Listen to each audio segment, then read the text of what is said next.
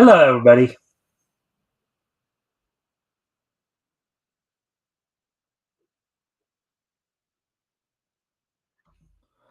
All right, so we're still waiting on Shadowhawk to show up, to arrive. I know he knew that we were doing this tonight. I talked to him several times, a couple times today already about it. Um, there he is.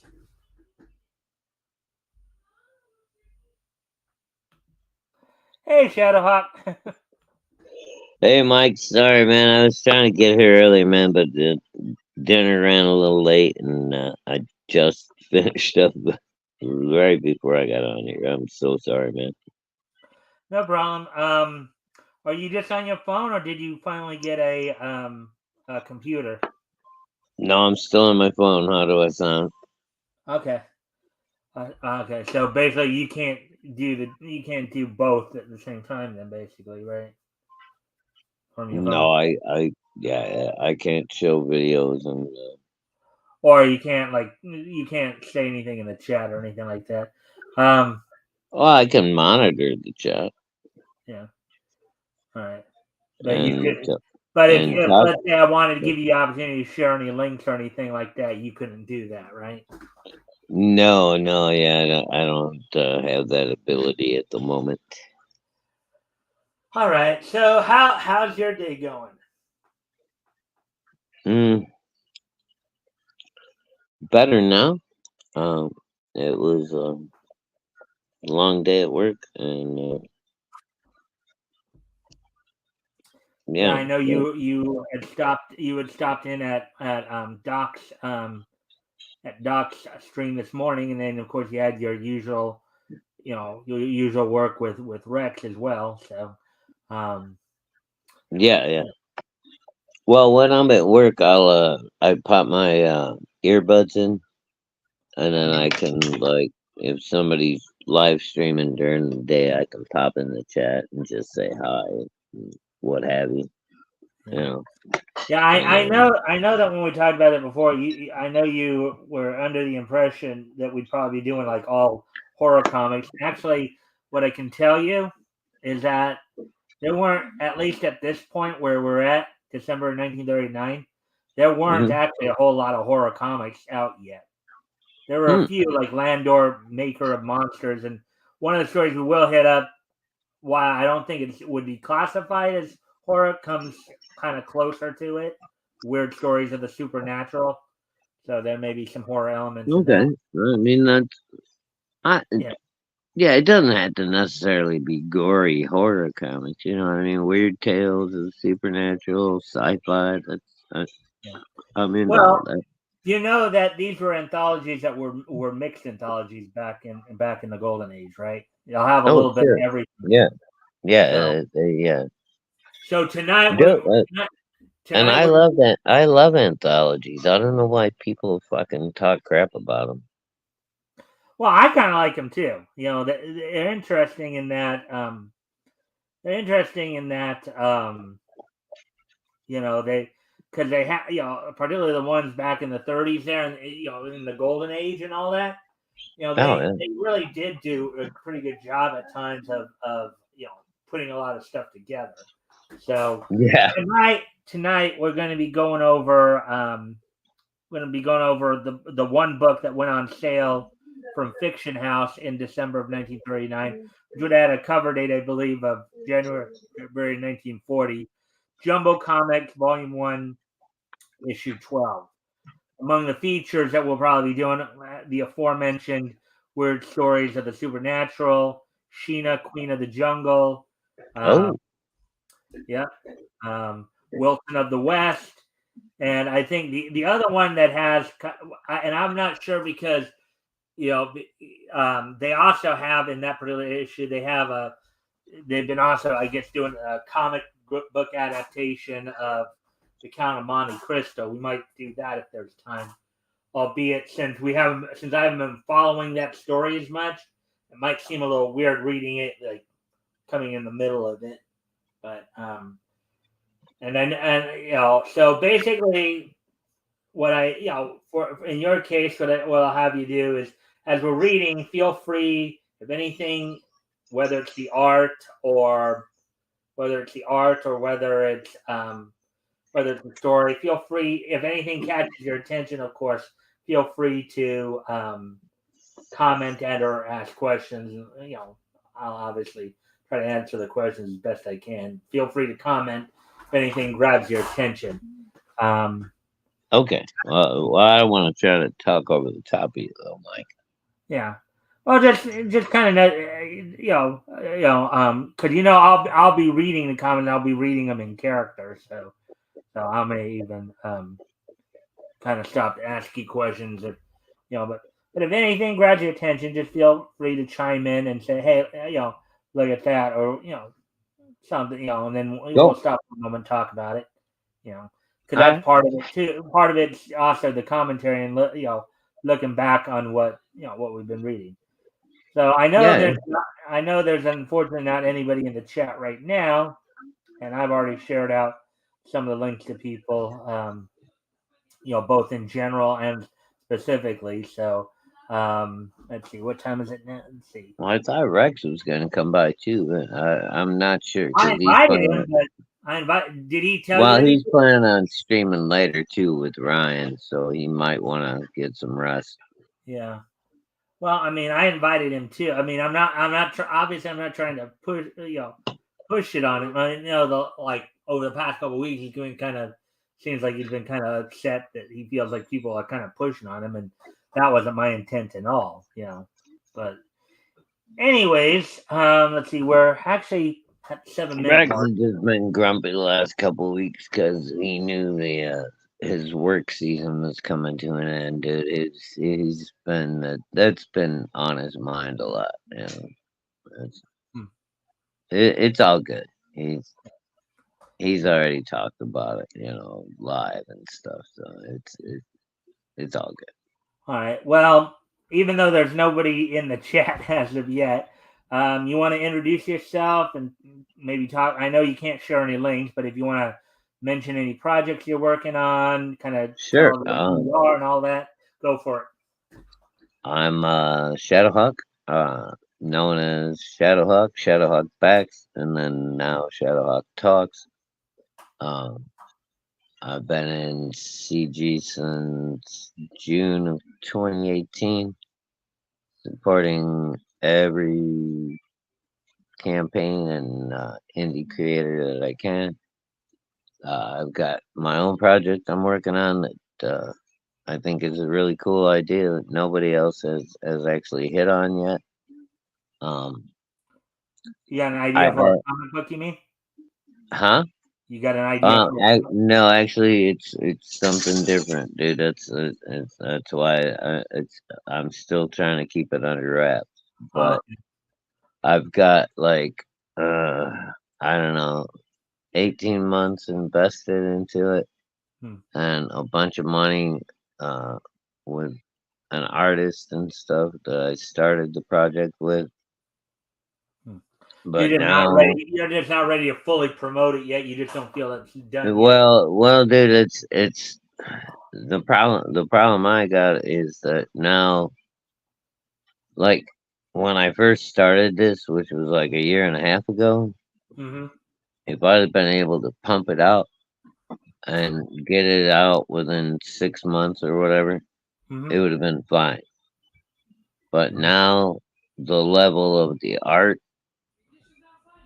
compared to all the, like, even the lowest tier CG and indie books coming out right now is not quite where I want it to be. Okay. So I think I'm gonna have to possibly completely restart the project. Ouch. Don't you just Yeah. hate it when you start something and then you realize halfway through it's not turning out the way you want, and then you got to just scrap it I and mean, start from I scratch. mean, I might have probably. I think I've got 24 or 28 pieces of art that I've already amassed for the campaign, Mm-hmm. and after reevaluating everything and looking at it again and stuff, it's like I probably got like 8, I Mhm. think, that I can keep and use, Mm. and then the rest of them I'm gonna have to, you know, start again. Mm. So that's kind of disappointing, man. It's kind of soul crushing. Yeah, that can be one of those things that can just bite, right? Yeah, I mean, it is what it is, though, dude. But I don't want to put out uh, an inferior fucking product, right? Right, right. So it's like, you know, yeah, I would rather just bite the bullet, eat the cost, start over again on certain things. All right.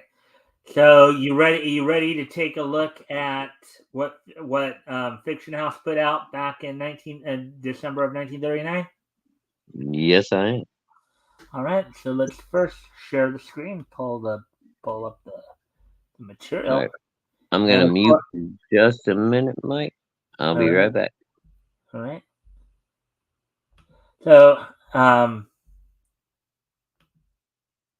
and it looks like so we have from comics. Let's see, Ken Scott Benedict. What's your favorite 2003 anime movie? Um, don't have one off the top of my head. Kim, just to let you know, we're probably focusing on comics tonight. This is the night we do the historical comic retrospect. So if you want to stick around and watch, that'll be fine. Um, just letting you know. So, because I know you're a little bit more into the anime side of things. What if Vic decides to become a Canadian? Yeah, we already talked about that. um, stay on subject, Kim. Yeah. So, anyways, I'm just letting you guys know we're focusing on comics tonight, so, because we're doing the historical comic.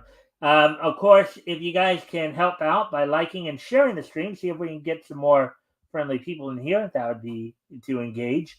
That'd be appreciated. Also, if anything here that we talk about tonight grabs your attention, feel free to comment and/or ask questions, and we will go ahead and answer them to the best of our ability. So, anyways, I know Shadowhawk just um, muted himself for a moment. I guess to go take care of something. So, anyways, why don't we go ahead and I'm get? back. Okay, you're back. All right. So look, you see the comic there, Jumbo comic. Yes. Yeah, nice kind of color combination, kind of the reddish orange and yellow going right there. Um, action, All right. adventure, mystery. Very nice Buccaneer. contrast. Oh, you It's a got huh? the nice purples there. Yep. Well, let's see. You got Buccaneer Vengeance, the Hawk. Hawks of the Sea. That was a published, and then also 12 pages of Sheena, Queen of the Jungle, in the Captive Tigress. That sounds interesting. Stuart Taylor, Weird Stories of the Supernatural, Wilton of the West. Here's some other ones like um, Spectre Dayton, Spencer Steele, Peter Pup. So, all right. So at the cover, this picture shows the first major air action on the Western Front of the New World War. So you notice how they had a lot of these ads and contests back then, Shadowhawk? Oh yeah, yeah. Lots of them. Well, I have often drawn the comparison, with the comics from this time period to like the highlight magazines of today. The magazines. The highlight magazines. I remember The only those. difference Dude. is these are comics and obviously had more comic stories in them, whereas the highlight well, if you remember too, back in this time, since they were like usually 64 pages, they were actually called comic magazine. They weren't called comic books; they were called comic magazines back in this Mhm. time period. So, Chance of a lifetime. These 11 rare pictures. And then here's Sheena. All right, so Sheena, Queen of the Jungle Queen of the Jungle. Yeah. by W. Morgan Thomas. Now, Shadowhawk, you know who W. Morgan Thomas is? No, I do not. W. Morgan Thomas is actually a pseudonym for Will Eisner. Really? That's one of the many pseudonyms that he used. Now, part of the reason he used, and a few others used pseudonyms too for a while there, because at this time, Will Eisner was a part of a bunch of comic book creators who were doing work for multiple companies. They do a story here and there for like Fiction House. They do some stories for Quality, so they would use pseudonyms to kind of keep the companies from finding out each other. So, And also, you didn't want to have your name out there like overly hyped since this was a new medium and they weren't sure if it was gonna right. Yeah. But people would also back in the day they were untrustworthy. Like if you were overly hyped, they'd be like, "Oh man," they'd get all wary of you. It wasn't like people being in love with Todd McFarlane or Jim Lee. Yeah. All right. So I'll continue on here. So under the broiling sun, the small village of Riyadh nestles among the Arabian sun dunes. Look at that. What do you think of the art right there? I mean, adequate but sparse, man. All right, so not a lot of detail going on.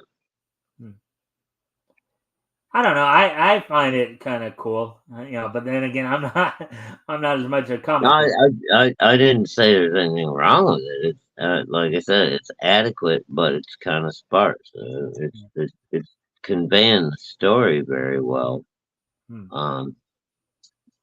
But it's just it's not grabbing me. All right. In the home of Pasha Kamur, Sheik of the village. Well, what do you want, Abu Creed? Esteemed Pasha, I have no more slaves to sell.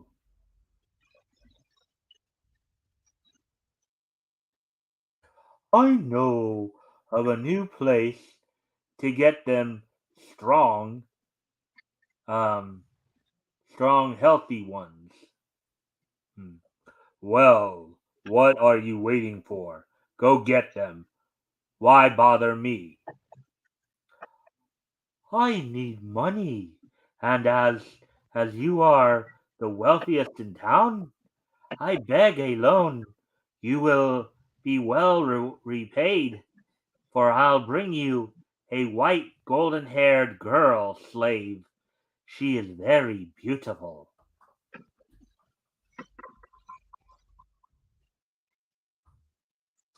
Deep in the heart of Africa, Sheena directs the rebuilding of her village while waiting for Bob to return from the coast. Bob? Yeah, that's kind of Bob is kind of the name of what you might say is her. It's the closest thing she has to like a boyfriend or a beau here, basically. Okay. Sorry. No problem. No. The reason I'm whistling and the reason I'm trying to prepare myself to do a woman's voice here.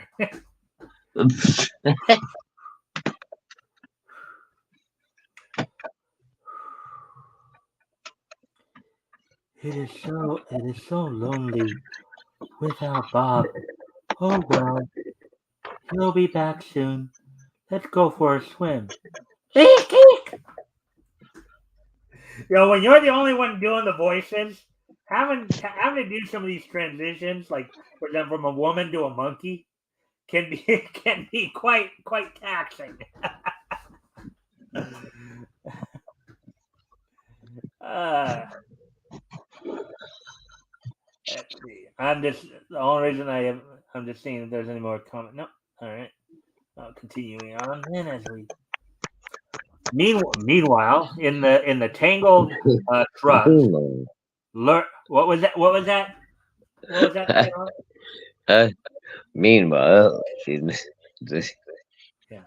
Remember the Justice League in the murky swamp? They have the uh, Uh, Injustice League or whatever. Uh, yeah. Never mind. Yeah. Meanwhile, in the tangled shrubs lurks a sinister figure watching intently.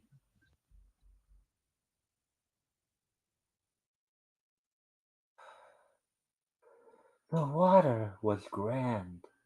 Ha ha! You're such a funny monkey, uh, Chimmy. Suddenly, from behind, strong hands clasped the startled girl. Oh ho, my yellow-haired tigress! What a price you will bring at the market! Tim, seeing Abu Kred hold Sheena roughly, leaps on his shoulders, scratching and biting, valiantly trying to protect his beloved mistress. You little devil, attack me! You little devil, attack me, will you? With with, with a soft moan, Chim crumples into into a small furry ball as Sheena furiously breaks loose. You, you coward! I'll make you pay for that. Not so fast, my golden-haired beauty. The little Spitfire, chain her to the others, Beta. We start back tonight. Abu returns to the village with the unconscious Sheena. It is Sheena, our queen. Yes, you black heathens. Get going before I lash the worthless lot of you to death. Cracking their cruel whips, the slavers prod the reluctant blacks on their way. Okay, so you know what can you define what a slaver is, Shadowhawk? Oh, I'm sorry. What's that? Can you define what a slaver is? A slaver? Yeah, they just use Like a in term here. like in the old school term, or like Yeah, somebody who went and captured like slaves and then yes. went and sold them? Is that what Mhm. we're talking? Yeah, yeah, that's exactly what it is. Just Oh, it's okay. not a term. It's the only reason I ask is it's obviously a term we don't use a whole lot today. We don't hear it a whole lot. So Well, yeah, sometimes I didn't think it was politically correct anymore. probably isn't, but you know, Hey, fuck it. It's all good, man. But yeah, that as far as I know, that's what a slaver was. And quite frankly, you know, most of the biggest slavers in Africa hmm were Africans, other hmm tribes that were yeah, kidnapping and terrorizing other tribes and then selling them off to the British fucking goddamn fucking India company to be taken wherever. Mm-hmm. So, I mean, all this stuff is like, if people bother to learn the history, then maybe they wouldn't be quite so irate. Mm-hmm. Yeah. And anyways, a few hours later, a tall, well, But what was that? I, I love that transition, Mike. That was great. But anyways, A few hours later, a tall, well-built man rushes through the jungle. Hmm. At last, there's the village. Funny, the place seems deserted. Sheena, Sheena, I wonder where they are.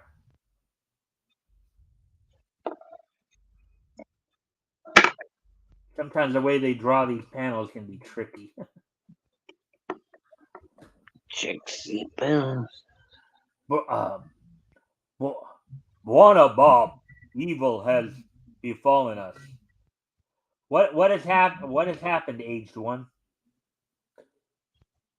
Desert men come, take our people in chains. They go to northeast. Slavers sounds like the Arabs from Riyadh. I'll free Sheena and the rest if it takes my whole life. So this is her basically in essence kind of her beau right there, her boyfriend. That's Bob right there. Oh, Bob, Yeah.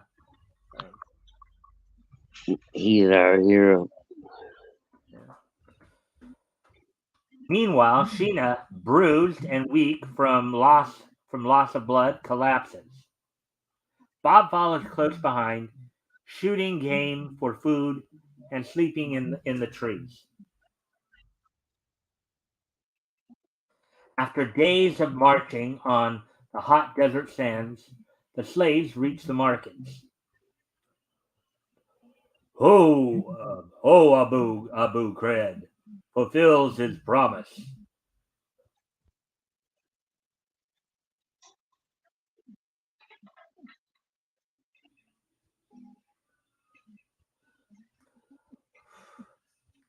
Ugh, that vile.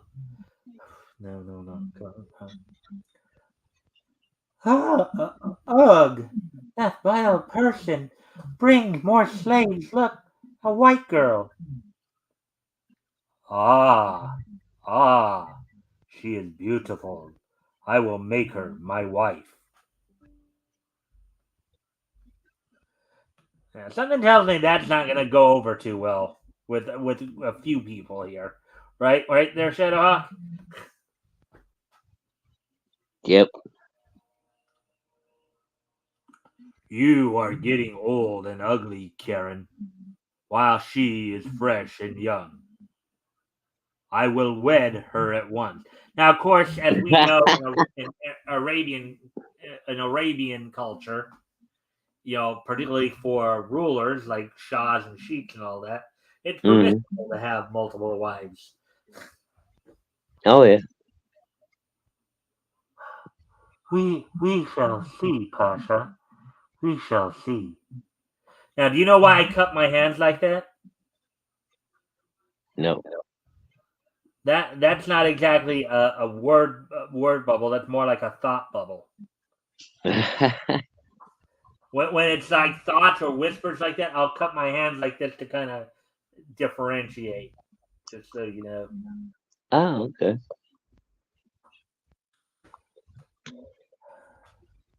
Behold, behold, Pasha, I keep my word and bring you the golden-haired one. You have done her justice, Abu Kred. She is even more beautiful than you described. Now, look. Now, if you can you see Sheena's face there in the lower right-hand corner? Mm. You can. Yes. What do you think's going through her head about this point? Basically, at the thought of basically being She forced to marry this man, she ain't looking real happy about it. to say the least, right? Yeah, she's going, yeah, I don't think so, man. Right. At that moment, Bob enters the city. Bob, thank God. Um, Sholem Alakim, old one. Have you seen a white girl pass here? Shalom, my son. I,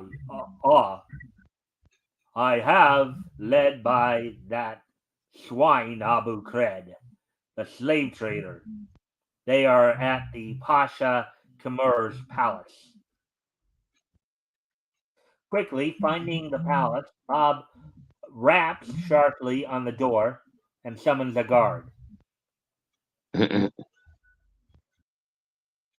Probably Tell not the the Pasha best. I want to.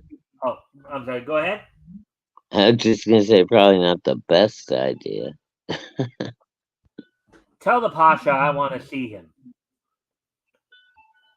The Pasha is occupied. He cannot receive you now.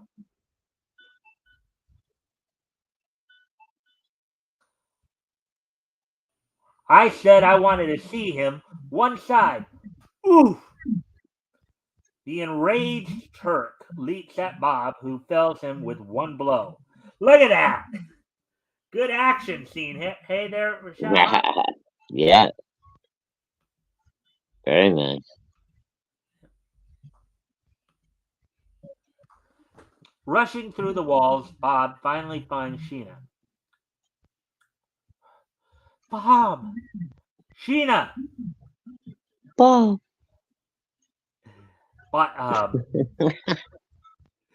man, if you could Sorry. read along, I might consider you.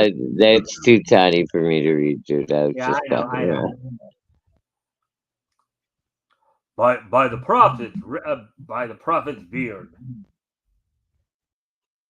Quick, seize that man. No, you don't. As Abu Kred comes at Bob, he meets a crushing uppercut.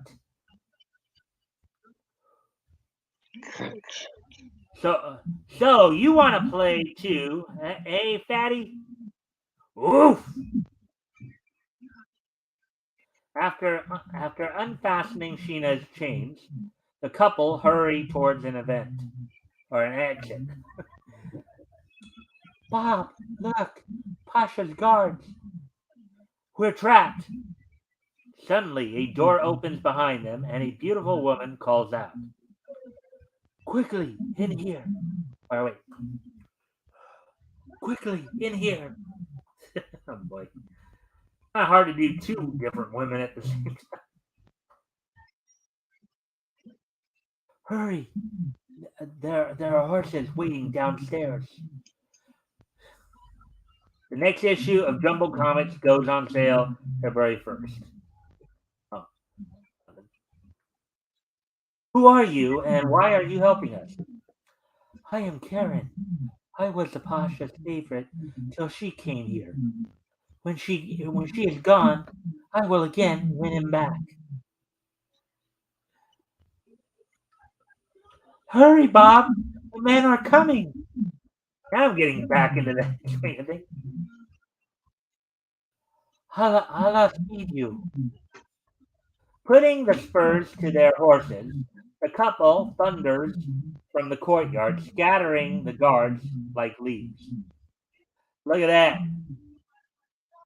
Look at them scattering the guards there, Shadowhawk. Yeah, it does.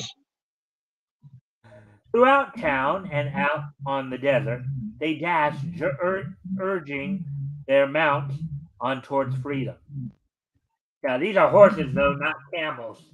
So they're probably not too happy about traipsing through the desert like this.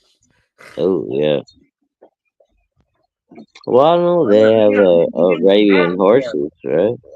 Huh? They have Arabian horses. I mean, they're probably used to. For Dealing with days, for days they ride, weary and sore, ever closer to their beloved jungle. So look at the map of this, and I guess the dotted line here is probably the route they were taking. So you have Egypt, you have Arabia, uh, oh there's Riyadh in India. India, India, Anglo-Egyptian Sudan, Okay, Ethiopia. now where's their little pathway? I guess you can't see it because it's too, but where it says Riyadh right here in the where Okay. Arabian thing, there's a little dotted line right there Oh, that all shows right. the the path they're taking. Okay. I think I see what you're talking. Yeah, yeah.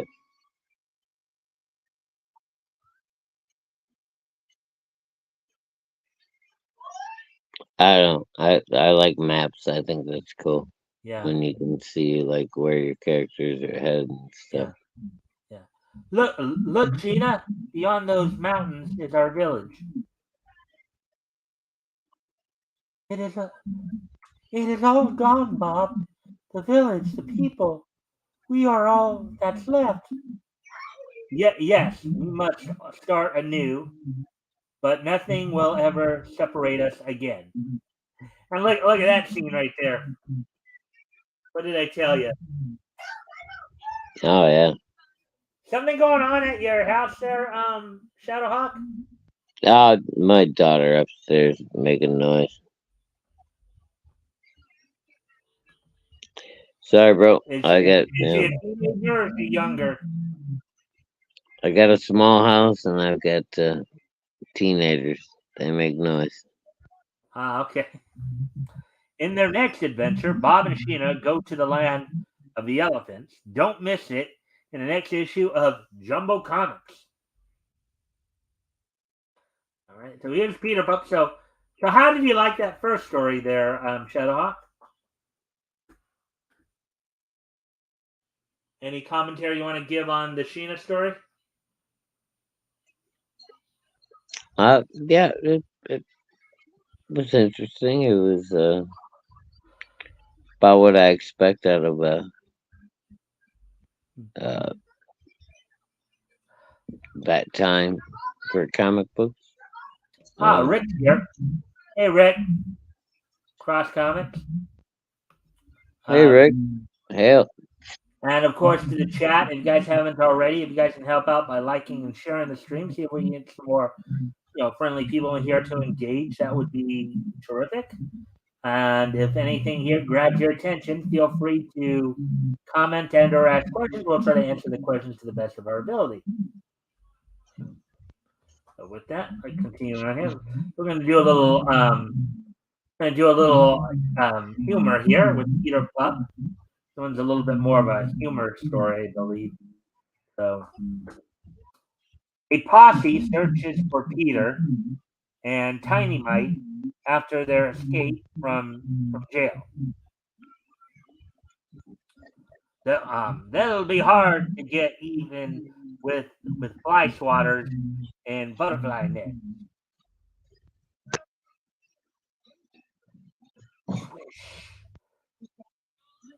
okay, there's Faster, Tiny Mite. There's shortbread's house now.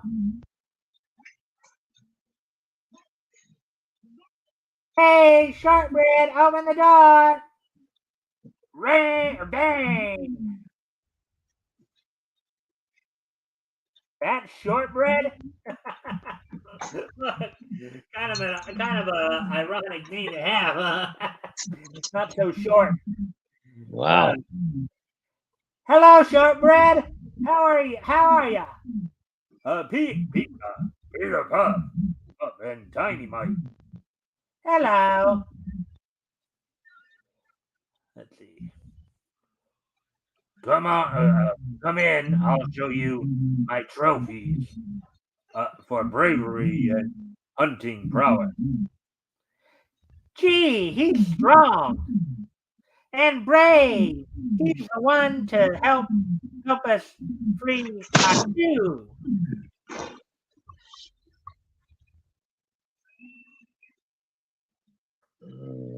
Huh? Hmm. I won that star in the center when I defeated the mighty Hercules Hercules in the noon Olympics. Wow! Just wait till we we sick him on Fui on you. The funny thing is, there have been a few around this time. There seem to be a number of, I guess, Asian or specifically Chinese based villains with the name Fui on You or Fui on Yui. One of them that was Fully. actually the first Fui on Yui was the name of the first enemy for Slam Bradley back in That's comic. not racist at all. What was that? I said that's not racist at all. Fully. Yeah. Uh, Yeah, he'll tear him up. He'll tear him to pieces. Hmm. This is a giant epiderm that I fought with only one hand. The other hand was caught in a bear trap. Epiderm. It looks kind of like a dragon a little bit, doesn't it? Exhibit. a little bit. Yeah. Hello.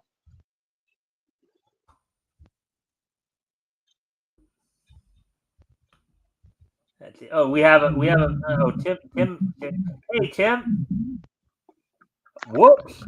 You were looking for friendly people. Let's see. Hail, Rick, Hawk, and all. Hey, Hell. oh, a Peter Posse. Huh. All right. So anyway, hey, what's that you said about him? Brave? Peter Pup will be back in the next issue of Jumbo Comics. Hawk of the Sea. We'll just kind of breeze through there.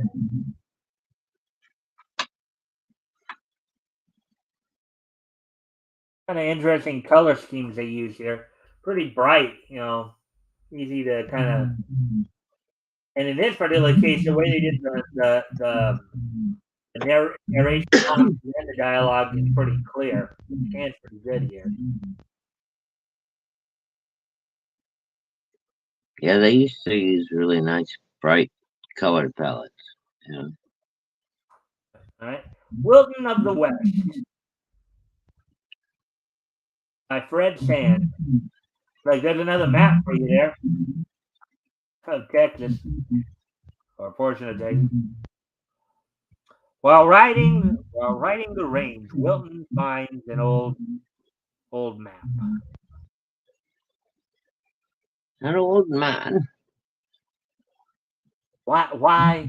It's a map locating a lost Aztec city. Wilton found the map, boss. What? We gotta get there before it.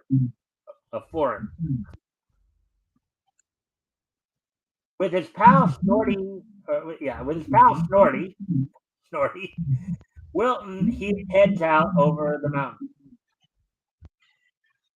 It'll take a good 3 days to get there. I wonder how the place looks. There must be heaps of gold. Maybe so Wiley for Wilty.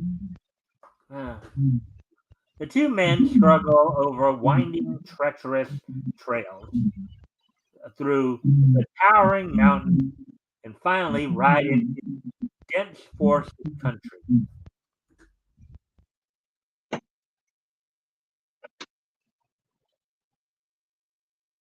There's the creek yonder, map shows that it flows into a tunnel, Snorty. Sorry, Ace, but I'll have to leave you for a while. If we don't come back, you'll have to get help. He's talking to his horse there. Yeah.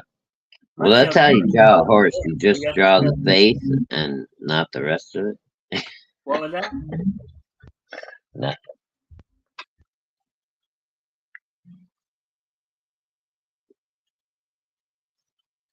I'm just trying to figure out the path of the page here. That's why I'm not. Oh, you drew the rest of it there.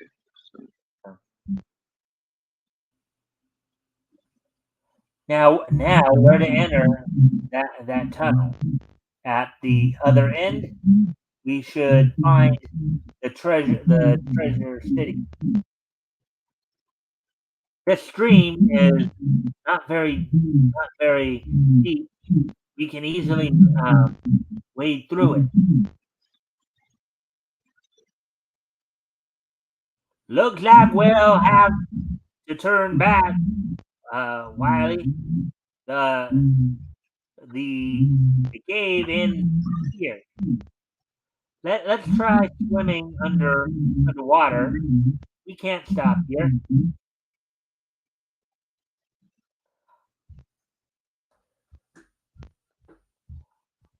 I gotta reach the surface, or my lungs will burst. Yeah.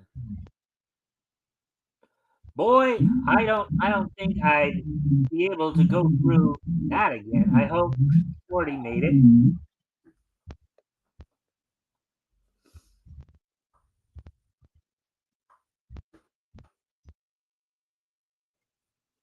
The Aztec City. Look, there's a sentry coming to meet us. I found these two strangers. Um, Tickans.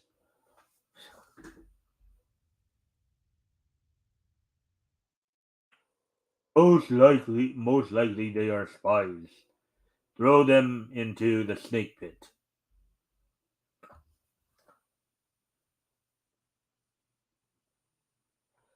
Looks like he meant what he said.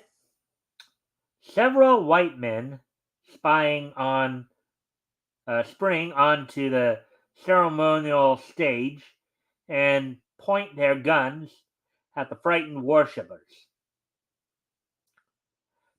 Don't try any of your slick tricks, or you will all join your ancestors. Hail Timorous. What was that? I just said hail Timorous. Hail Timor? Huh. Yep. Let's see. Sorry, man. No problem. Well, I just come back and check some of the We didn't get a chance to go over the rules. I usually keep track of the chat for Rex. So okay. if I'm The hot online, if I'm online, let me know, Mike. Sorry. Yeah. No problem. Yeah, I mean, I usually like to try to respond because I want people to know that I am trying to pay attention to them. You know, I go back and forth. But if you want to keep your eye on it as well, you know, if there's anything, let's see. So, a hawk of the sea, anybody in the sea? I don't think so. Those Aztecs were always willing to make so many sacrifices. Let's see. I just finished a biography of Nathaniel Bedford Forrest by a Confederate soldier under his command. He certainly inspired loyalty, and I do enjoy past historic language and storytelling. Let's see. Okay. Cool. Let's see. Broke back down to 2. the opposite, the other end. Oh God. Yeah, Alright. yeah, because it's possible to talk underwater without drawing in water to your lungs, into your lungs. Timmers, this is what would I get for being nice to you. Yeah. I think they got confused. Aztecs were with Indians from the state. What's up, Shadowhawk? Yeah, I mean, if um, well, Shadowhawk. Oh yeah, Hanging with Mike and I'm like completely lost on his format, what he's doing and stuff, but I'm trying to hang. So yeah. Well, because I know you. A lot of times you'll stop in and say hi and then leave, so you don't stick around and see how things work. And then it's only what the second time that you actually I'll stick around when you're talking comics and stuff, but when you start doing like wrestling and all that stuff, and the other stuff. Yeah, I get yeah. that. Well, that's why you should try to get in early on because I usually will go through a lot more of the articles, and the more the articles are usually tend to be more some I of them know, but comics the and problem, Mike, you understand the problem though, right? Because I'm streaming with Rex, yeah. and I can't get in early on your stream because me and Rex don't get done until 6:30, sometimes 7 o'clock. We're talking My behind. time. Yeah. Yeah. So by the time I get over there, you're already well into your I'm almost done. Yeah. yeah. Anyways, let's get back to the story here. Yes. Sorry. Wilton led us right to where the gold is billions of dollars worth. Dun, dun, We'll dun. be rich. The Indians are forced to take the thief to their king to sit on a tremendous gold throne.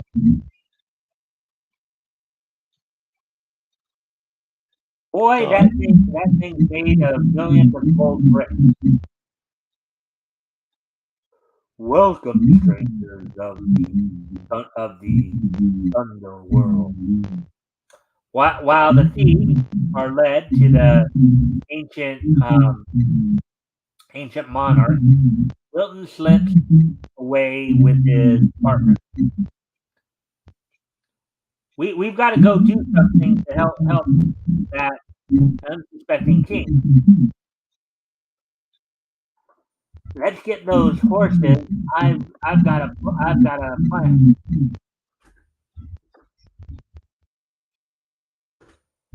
Searching for a temporary place of refuge. Wiley and Snorty stumble.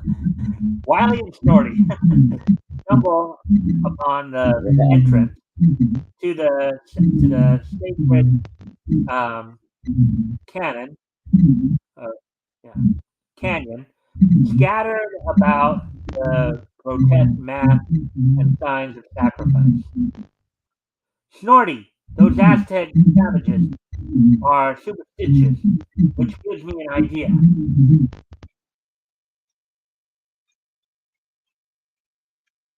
Swing around the other end of the canyon and keep out of sight. Meanwhile, the Aztec throne, um, meanwhile, in the Aztec throne room, Wicked One, we are helpless before your power. What do you want of us? Gold. But how can we take it away? We can't take it through the cave. Is there no other passage that leads from this place? There is Thunder Canyon.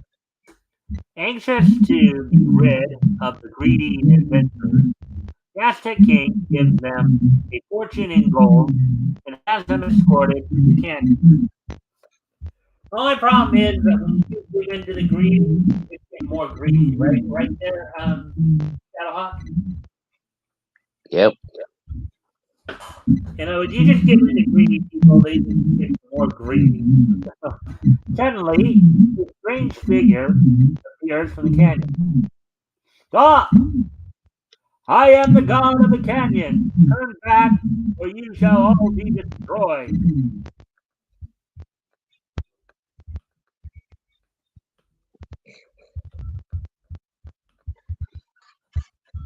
The natives flee in terror. Hey, stop, you idiot. You can't leave us now. When it's the difference between a god, I'd say when it's the difference between the power of a god and the power of man, I'd say the power of God wins out. What would you say, Shadowhawk? Yeah, I believe the power of God takes that one. Yeah.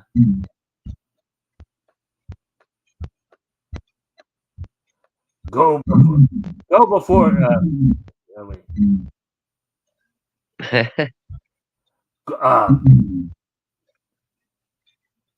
Go before you are all sent to your doom. Why, that dirty masquerading coyote. That's Wilton's voice.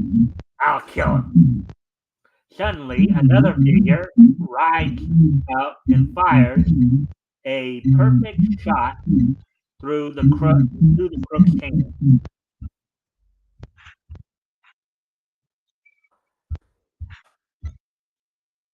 All right, raise your hand.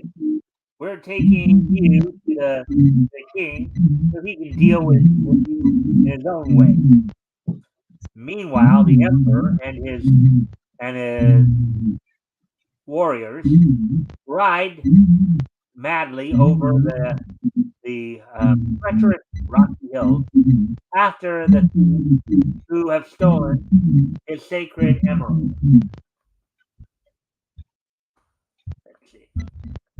See if there's anything interesting in the chat there.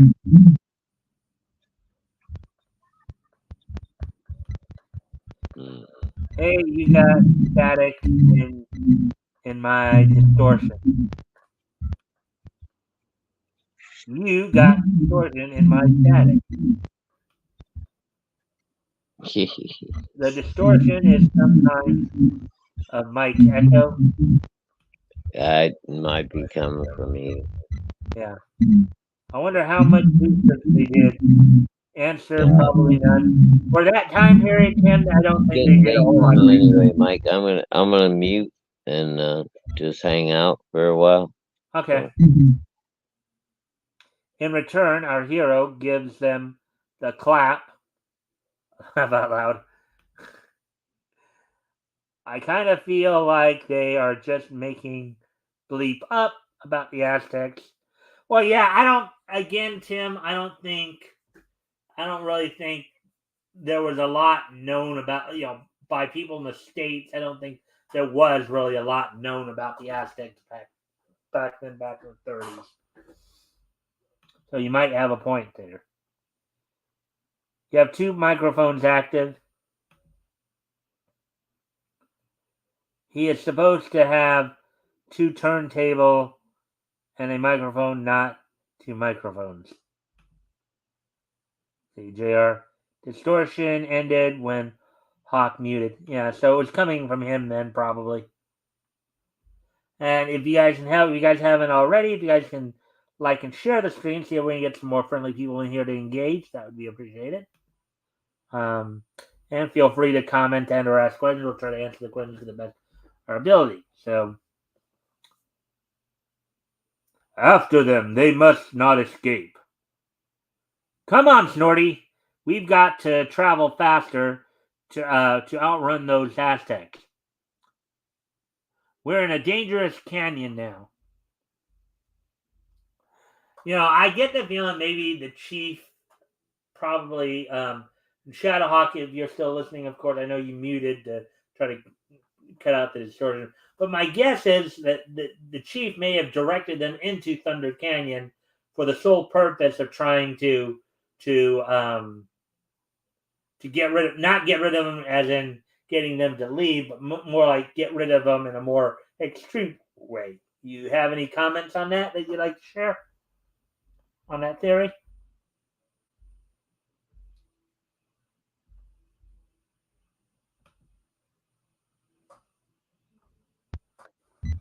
Oh yeah, no, I agree completely, Mike. I think yeah, that's probably exactly what was going. You know. Yeah, I find that um, false Mike they had to have known a lot of facts about Aztecs. Well, maybe not as much as we do today. They probably were aware there were people called Aztecs, Well, but I mean, and you got to go with the lore of the story. You know, they didn't know that much, supposedly. I mean, right? Uh, yeah, I think that distortion coming back. So, um, all right, I'm out. all right. Oh, well, he didn't have to go. Huh.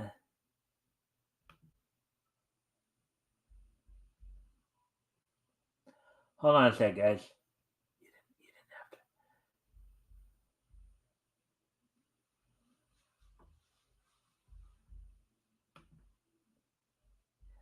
Go. Just you didn't have to go.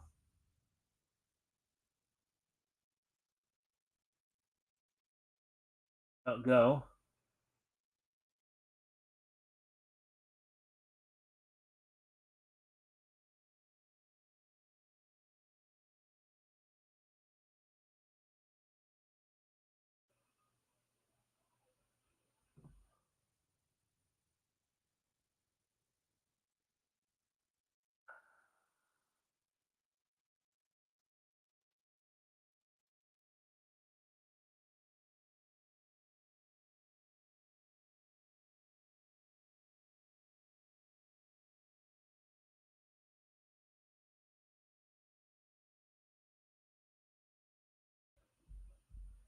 Yeah. So, yeah, he didn't have to go though. Just because he could, he could have like just turned it on and off, to speak. Um, you have a very bad echo.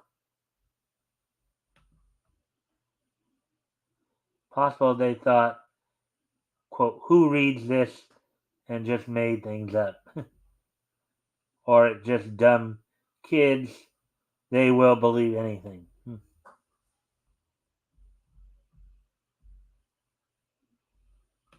Let me see something here. All right, I'm gonna. Here's a bit of a test.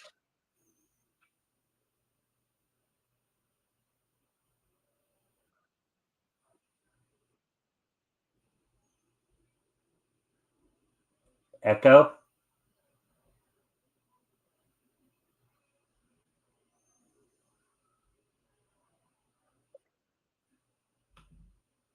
All right, so might be a little bit, but I don't think that shouldn't be too much of. Doesn't sound like it's too much of a problem.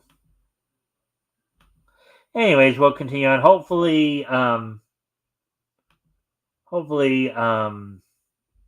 Shadowhawk will come back and join me.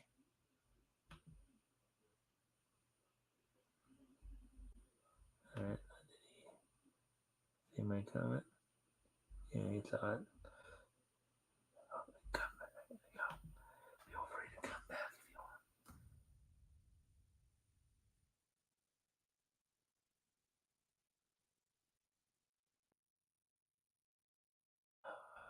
I wasn't really.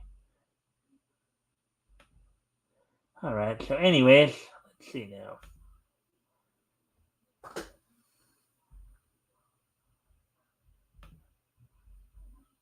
We'll continue on. Hopefully, he'll come back soon. So, the mad, uh, yeah, the mad, um, onrushing horses crowd into the narrow passage. The thundering hoofs cause great vibrations. Suddenly, there is a tremendous rumble, and boulders begin to pour down upon the escaping riders. The Shadowhawk did, in fact, come back. No, he hasn't been back yet. Maybe message me back at all. Nope. All right. Well, I hope he'll come back. All right. So Snorty's horse stumbles and sends him hurtling through the air. One of the gangsters riding behind Snorty catches him as he is about to be crushed by the avalanche. With a roar, the falling rocks block the passageway from the oncoming Indians. Whew. That's the last we'll see of the Aztecs. Their city of gold is sealed forever from our civilization. Then Wilton turns to the outlaws. Your leader is dead. He deserved it. But I'm giving you, hombres, one more chance, and by gad, if I never catch you on the wrong side of the fence, you won't get off so easy. If I ever catch you on the wrong side of the fence, you won't get off so easy. Thus they part, and as the full moon rises above the Sierra Madres, which are mountains in California, by the way, just for those of you who don't know, two groups of horsemen wave farewell and ride off in opposite directions. Join Wiley Wilton again in the next issue of Jumbo Comics. And of course, this would be where I'd be asking my co-host what he thought of the story, but since Shadowhawk left,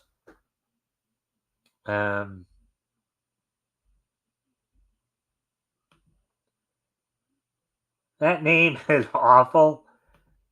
Snorty, yeah. That's what they named him. That's all I can say. Anyways.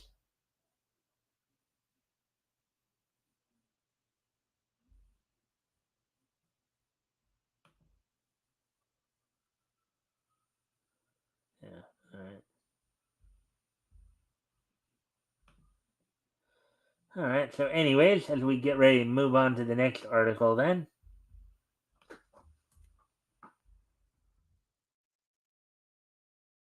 A bike for you.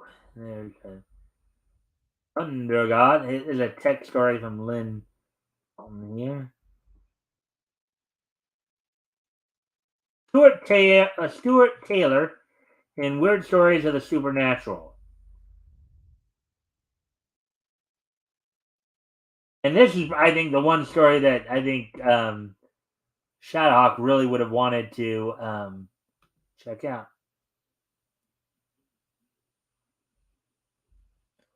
Let me see if I can get him to come back here.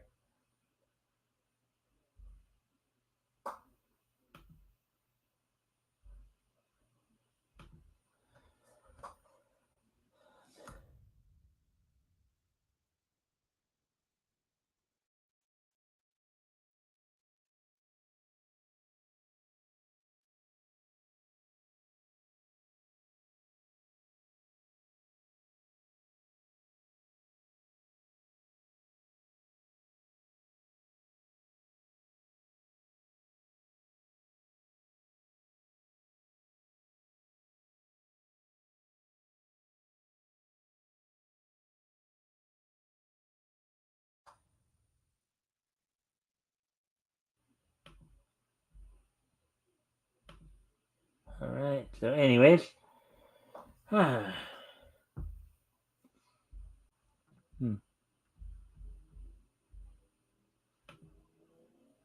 All right. So, anyways, we'll get back to the stories in here. Let's see.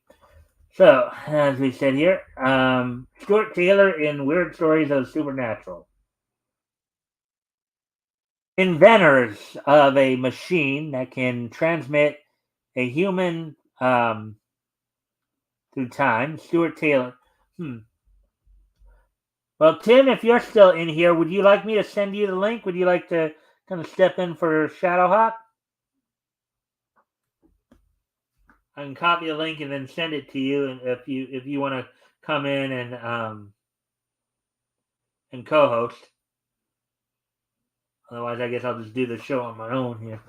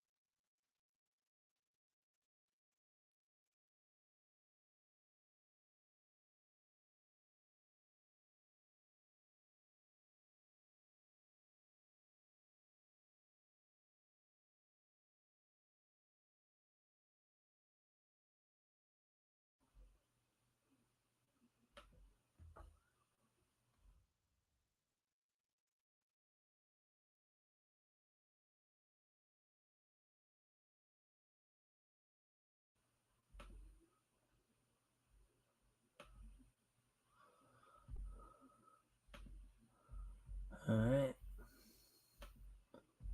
Anyways, I'm gonna wait a sec. I just sent the link to Tim. See if he wants to step in. If not, then I'll just continue on my own here. Um, give him a sec.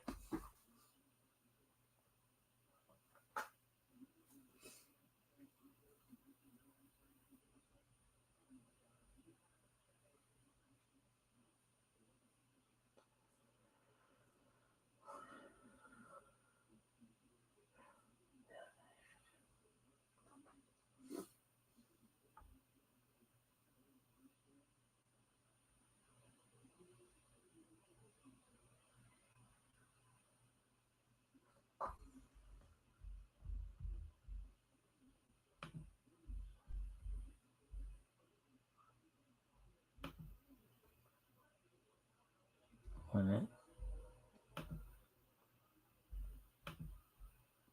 All right, thumbs up. So I don't know if that means he'll come in or not, but wait a sec here.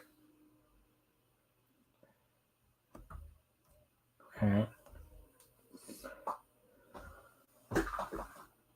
I guess I'll continue and I'll check back. I did see Tim sent me I did reply with a thumbs up, so I guess we'll just wait and see. Yeah, I guess see if he comes in. But anyways, we'll continue on with the story here then.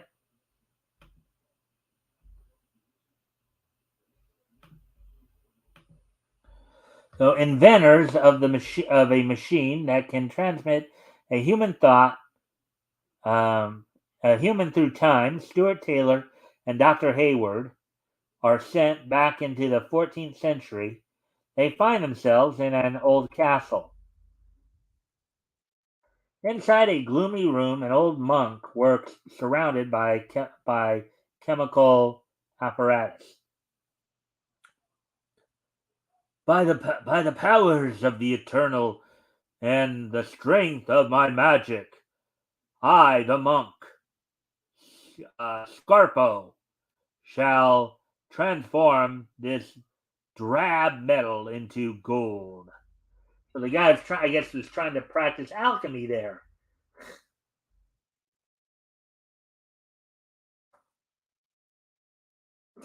Hmm.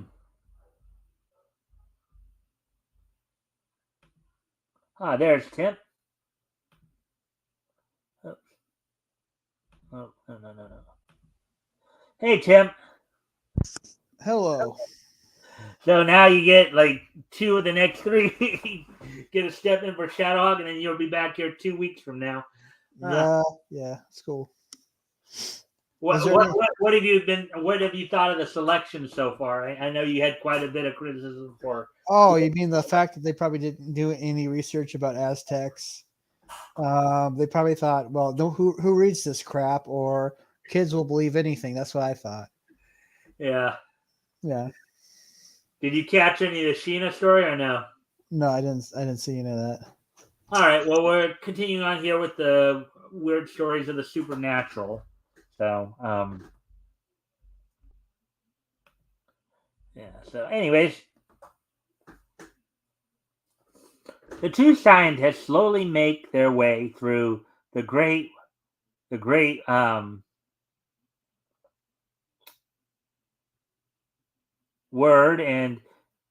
weird and desolate medieval hallways.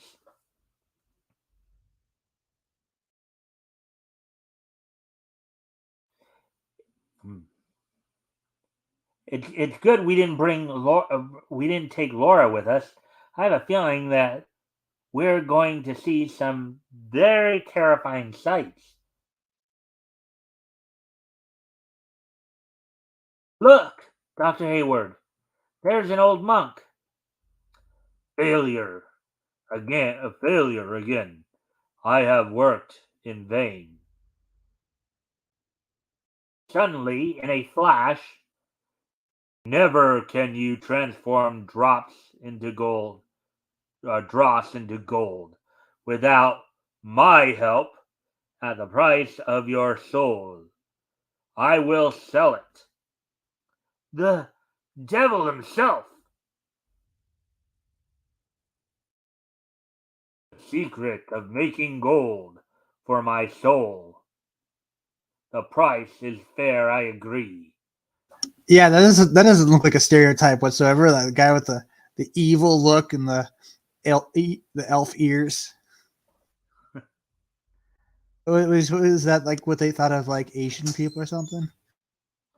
Well, I don't even think. Well, this is supposedly going back to medieval times, like medieval England. So this is probably what they thought of, because and a lot of apparently from a lot of European lore, right? A lot of European mythos and lore.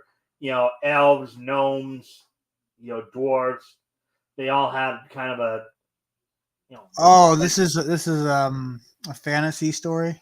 Yeah, well, weird stories of the supernatural is what the name of the feature is. Apparently, the 2 main characters here got sent back in time to what is presumably medieval Europe. Oh, okay, quote unquote medieval Europe. Okay. Yeah. So, good. Your mission is to bring here the most beautiful damsel of them all, the Queen Lenore. Nevermore. I will do as you bid, master. Later that night, Scarpo returns bowed by his burden. Scorpo.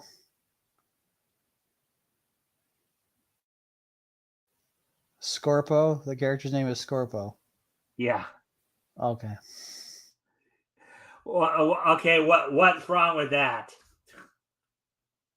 I mean, it's not as bad. It's not as bad as the horse's name. Actually, it's kind of funny because the professional wrestler who most people know as, or who most people knew as Chief Jay Strongbow, his real name was Joe Scarpo. Believe it or not. Oh. So I don't know how to. I don't know. Okay. I'm just gonna say okay. he was from Philadelphia, but I don't think he actually was Native American. But I'm talking about the professional wrestler, of course. But anyways, aha, my slave, you have performed your task well. You have brought the queen to me. Strap her in the chair.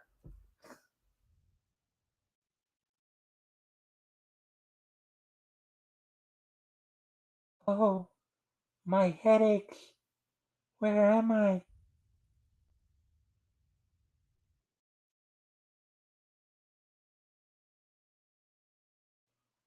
What is that very strange apparition approaching?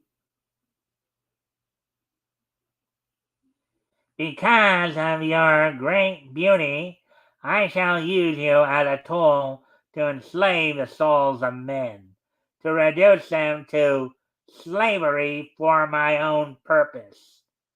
Question: Are you going with the Skeletor voice? For the devil here? Yeah. Not intentional, I don't think. I'll get you next time, hey man.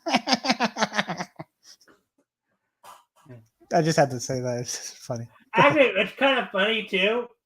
Is right now, as part of my afternoon block, I'm watching the 2002 He-Man and the Masters of the Universe. Are you gonna watch Not the the classic original one too? Filmation, the one that came out like 9 years after the first one, and also not to be confused with the modern one. With the modern ones that have been going on the last couple of years. Are you gonna watch the classic one too, just to see how they line up? Not in the immediate future. Maybe somewhere down the line. But I mean, because they got them all over. I have watched the original one though, on a couple times through already. So, but I'm not planning on watching it again at least anytime in the near future here. But I probably will somewhere down the road. So outside, Stewart and Dr. Hayward watch intently. We have waited long enough. The time has come for us to act. Stewart and Dr. Hayward leap from their hiding place to try to save the queen from being enslaved by Mephisto. Mephisto, of course, another alternate name for Satan or the devil. As Stewart enters the devil world's gestures, and a wall of flame leaps up. Of course, in Powerpuff Girls, he's simply called him.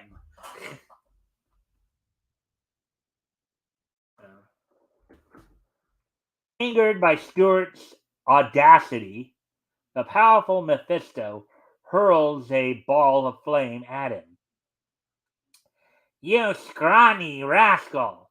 Try to stop this! Up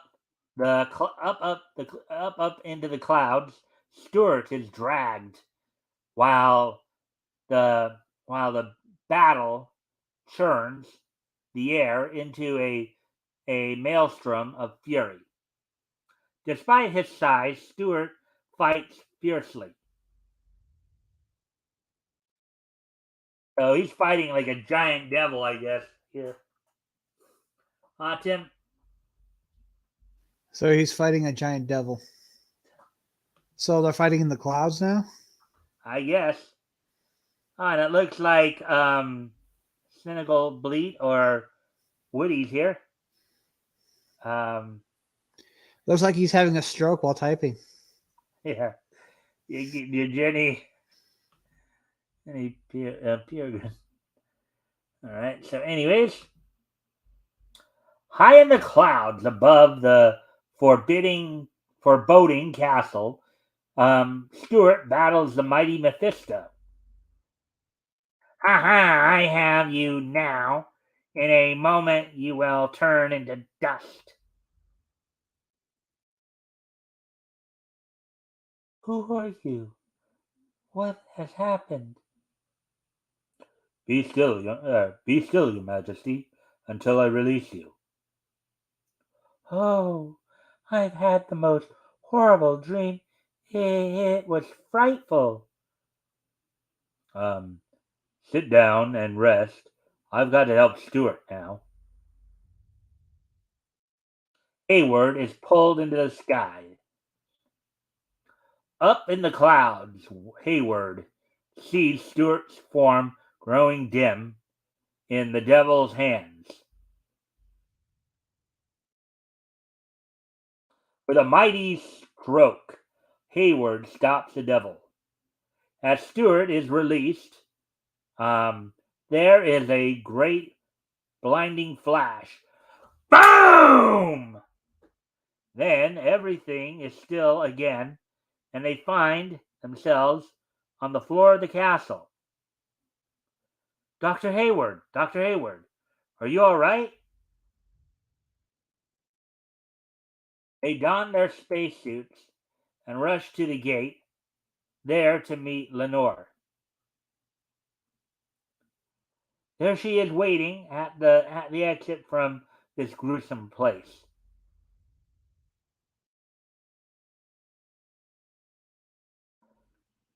We'll help you.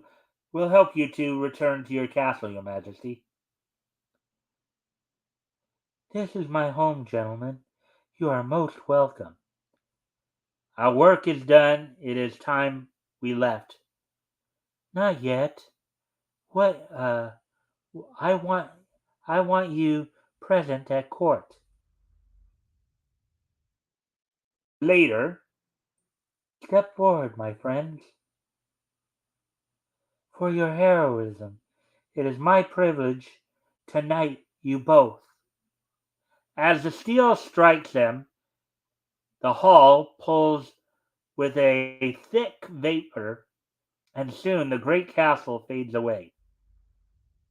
Dr. Hayward and Stuart Taylor will take you on another hair raising trip into time. Be sure to get the next issue of Jumbo Comics on sale at your favorite newsstand. The next issue of Jumbo Comics goes on sale February 1st. What did you think of that story, Tim? That was okay. It was better than the previous one.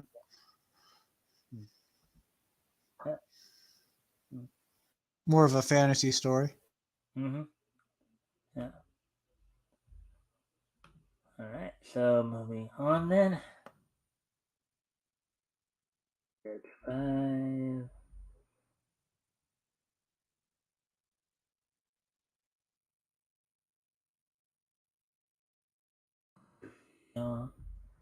See, where are we at on time? Because I think I've hit most of the stories I was going to hit.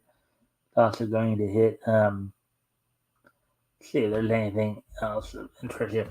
Mostly, like they have like three, like I think 3 or 4 stories straight here that are crime dramas, and then the last one is a comic adaptation of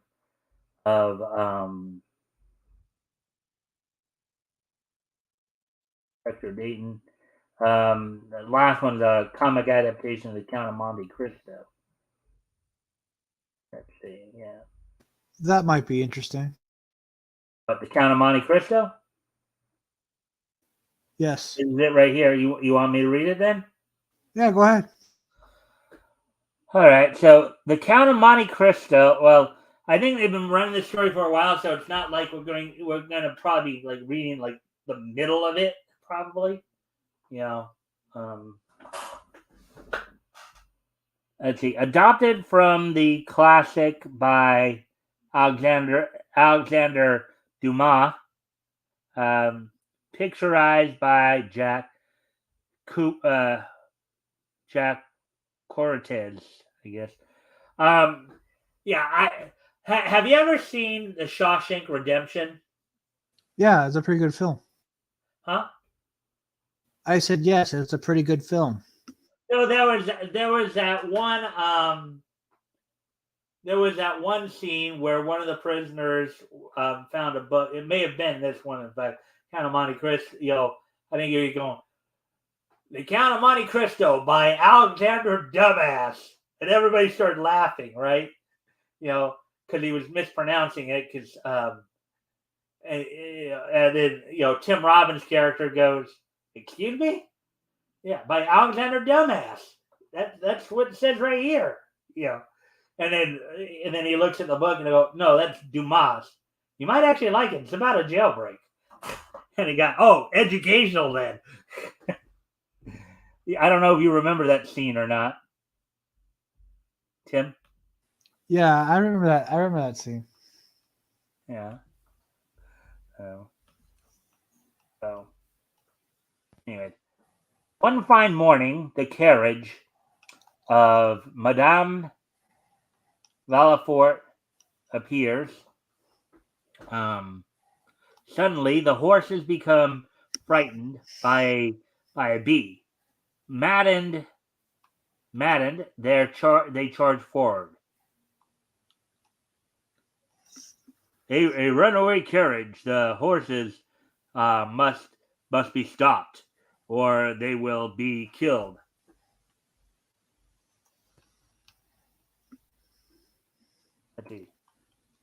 Spurring his mount, the horseman gallops in pursuit of his team.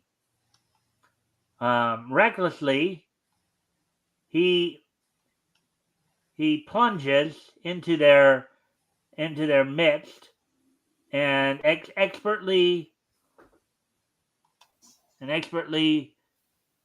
slams them to a to a dual trot. Finally, they halt.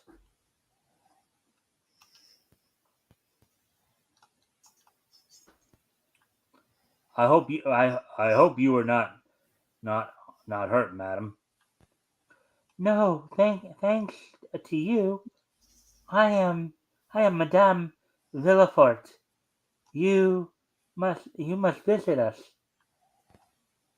That evening, Madame Villefort informs her husband that a visitor is expected for dinner. And you say he saved your life? Who is he? You'll find out at dinner. He's a charming man, dear. I just hope that the guy doesn't feel jealous. Right. Good evening, Monsieur Villefort. I've had the pleasure of meeting you before. Yes, indeed. I wish to thank you for saving my wife.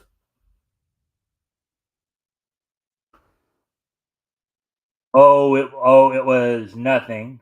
By the way, do you know anything about the firm of danglers? No, nothing. No, nothing. Except that it is a very sound bank. I keep my money and bonds there. After the count departs, the pleasant expression diminishes. The pleasant expression diminishes. Okay. The pleasant expression on his face fades. So he is the Count of Monte Cristo. I must investigate him. I'll put Fouch on his trail.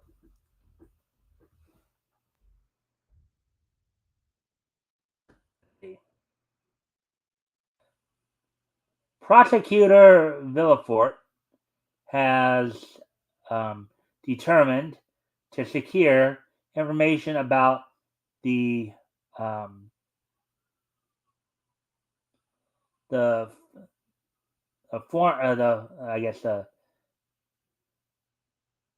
can't even read that word. Count of Monte Cristo. Monsieur Fouch, you are the best sleuth in France. That is correct, monsieur. I want information on the man all Paris is talking about, the very wealthy Count of Monte Cristo. Yes, I've heard of him. No one seems to know just where he came from. It is possible he is a criminal. Exactly. Exactly. You live up to your reputation.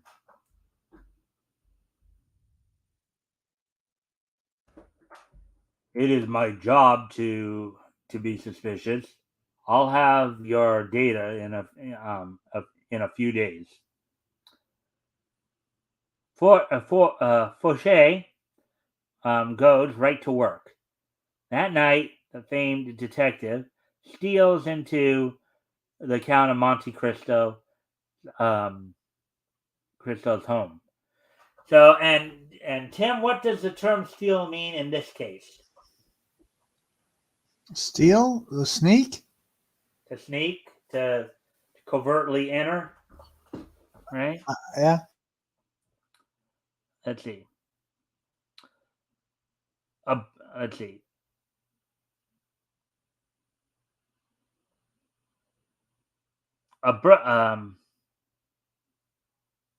Adroitly, he ransacks the Count's desk, unaware that Jocpo watches. Could Jocpo be a servant of the Count, maybe?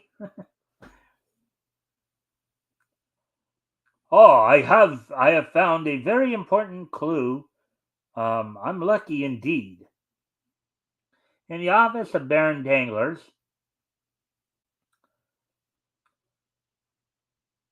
Good morning, my dear Count. I'm at your service. I want you to receive messages sent by my private semaphore telegraph from Rome. The utmost secrecy must be kept. Those messages will be important. You can trust me, Count. I'm a man of honor and principles. There he goes. Confidential messages, huh? I think I will handle those messages personally. They may prove profitable to me. Yes, indeed. Look at this. These guys seem to be scheming, don't they? Tim. Yes, they do.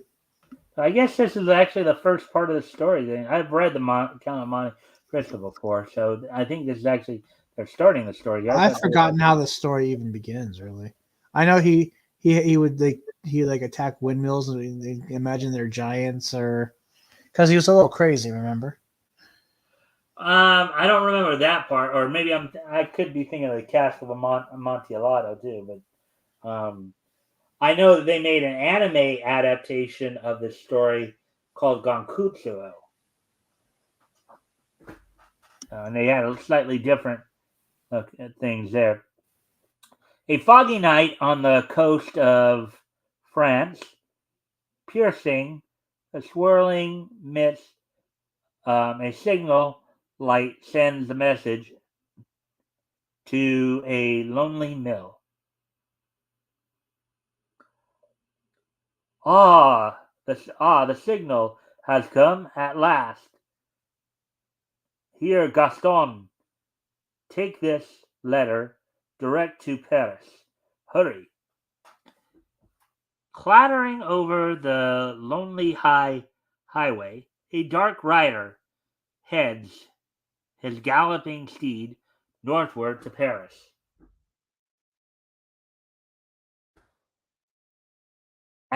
At daybreak, he reins in his tired horse and dismounts at the gates of Baron Dangler's residence. I have a message for the Count of Monte Cristo from Rome. I'll take it, my good man. Ah, from Thompson and French. The Count will never know I've steamed this open.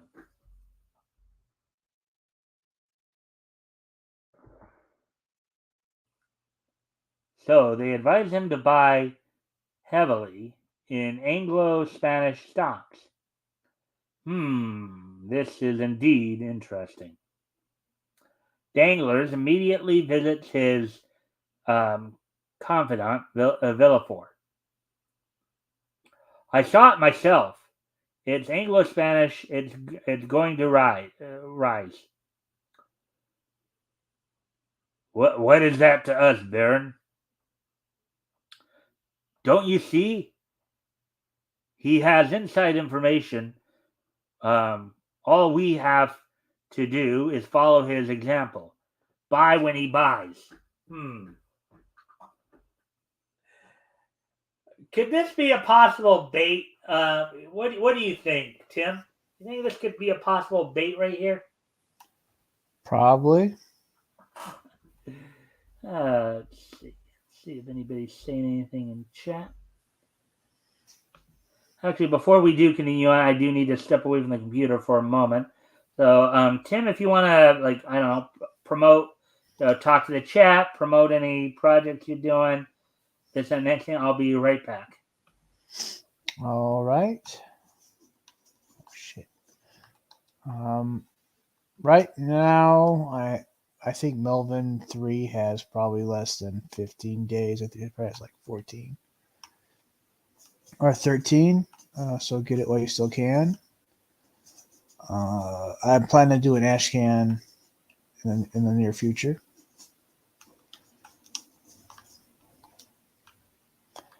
That's pretty much it. Just doing a series of Ashcans while I get the books out to everybody.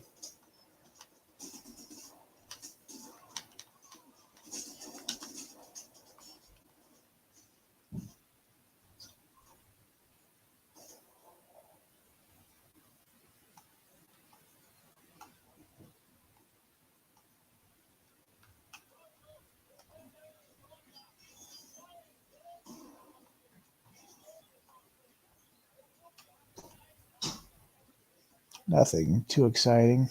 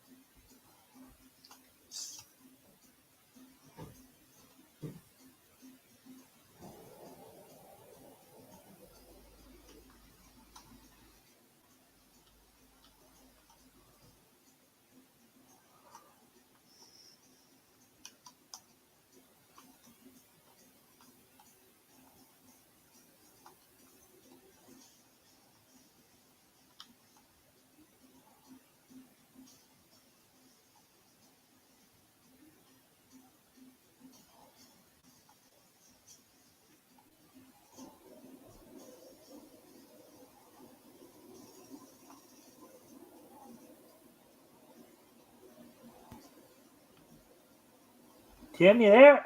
Yeah, I'm still here. All right. Yeah. All right. Well, anyways, now back to the story, of course.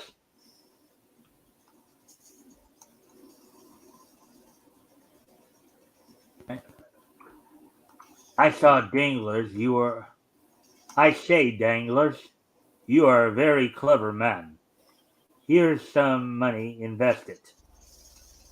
Buy up all of that stock. You can without arousing suspicion. He. We'll both make a fortune.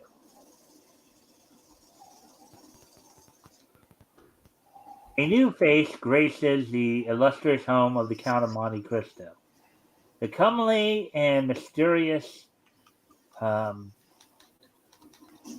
Hattie, or Haiti. One evening, urged by the Count, she relates the story of her life.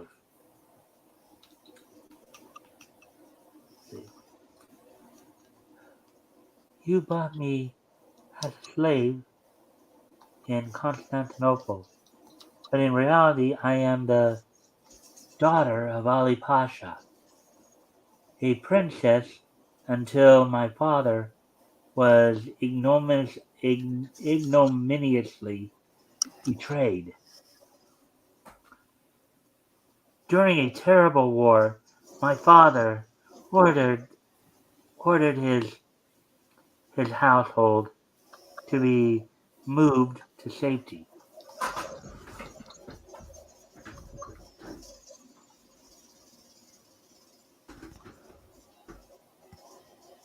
All our all our possessions were loaded into a boat and taken to a hidden island citadel.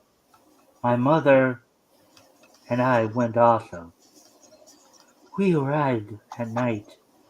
My father wanted for waited for an answer to his peace proposals. For safety, my mother and I were told to hide in one of the underground vaults. A sentry left to guard us.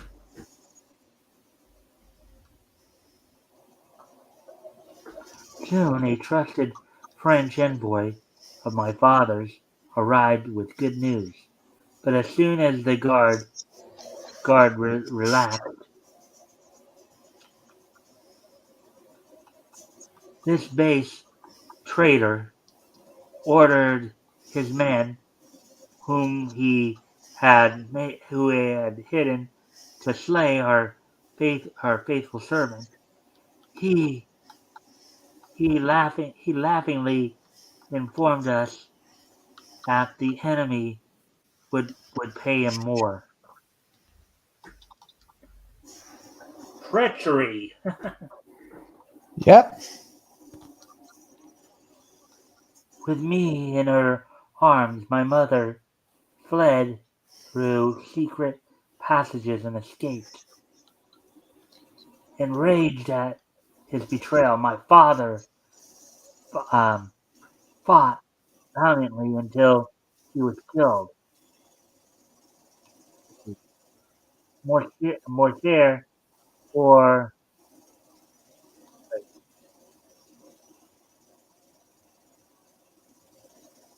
Morcade, or that was the traitor's name in account. So that is how Mondego became Count or thanks to thanks for the okay. So that is how Mondego became Count Monte. Monte. Thanks for the revelation. Follow the Count of Monte Cristo on his next exciting adventure. How's that story, Tim? Again, way better than that cowboy one. Yeah, well, anyways, so that's all we got for that then.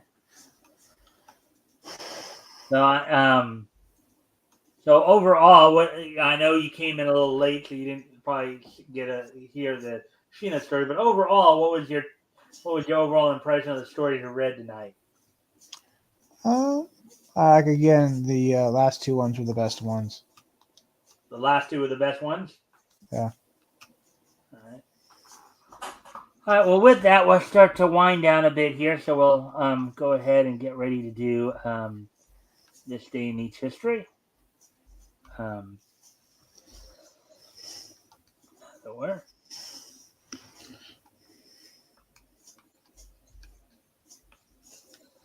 All right. So today is Friday, October 13th. And I actually thought, Count of Monte Cristo was a horror story, but it wasn't. So, Oh no. yeah, it's more of a, like crime noir. Count of Monte Cristo is actually supposed to be, I think, a comedy.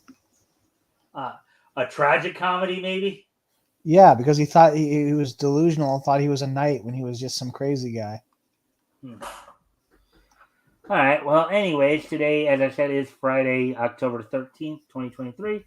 So let's take a look back at this day in Nietzsche's history. History! Let's see. 1999, 2003, 1933, and 1973. All right. So here we go.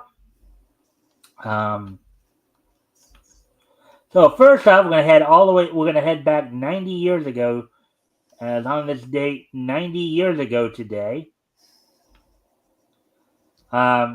Crazy Spooks, a 1933 short animated film distributed by Columbia Pictures, was released in theaters featuring Crazy Cat. Of course, Crazy Cat was published at this point by Charles Mintz Productions. So on this date, 90 years ago today, Crazy Spooks, starring Crazy Cat, premiered in movie theaters on this date 90 years ago. Moving on to the next piece of Nietzsche history here. As on this date in 1973, I believe. Let's see. Oh, yeah. On this date in 1973, which was, of course, 50 years ago today, the first in the long line of similarly named anime, Cutie Honey, premiered on Japanese TV on TV Asahi on this date back in 1973. 50 years ago today, Toei Animation's Cutie Honey premiered on this date back in 1973.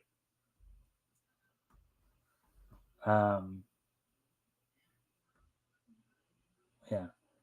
There we go.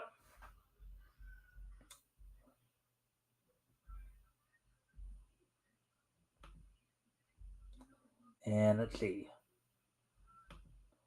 Moving on to 1999. On this date in 1999, which was 24 years ago today, the 5th issue of Tom Strong from DC's ABC imprint went on sale on this date back in 1999. Sold for $2.95 with 32 pages. The story was called Memories of Pangea, written by Alan Moore, penciled by Chris Sprouse and Jerry Ordway, inked by Al Gordon, lettered by Todd Klein, and colored by Ted Elric. So on this day, 24 years ago today, DC's the 5th issue of Tom Strong, DC's ABC imprint, written by Alan Moore, went on sale on this date back in 1999. And finally, back in 2003, on this date in 2003,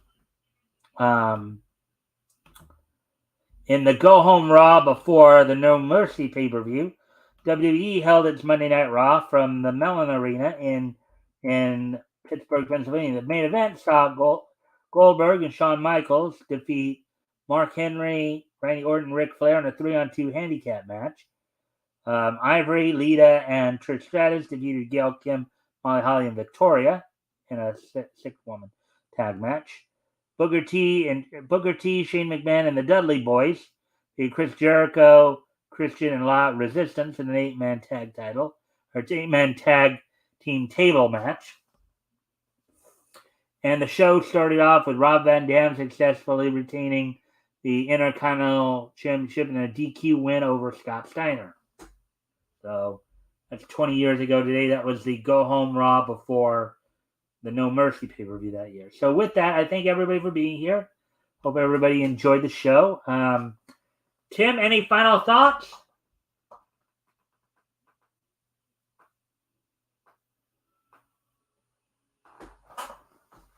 None, not at all. All right. Well, I hope and if you don't mind sticking around for a couple minutes after the show or post-show, real quick.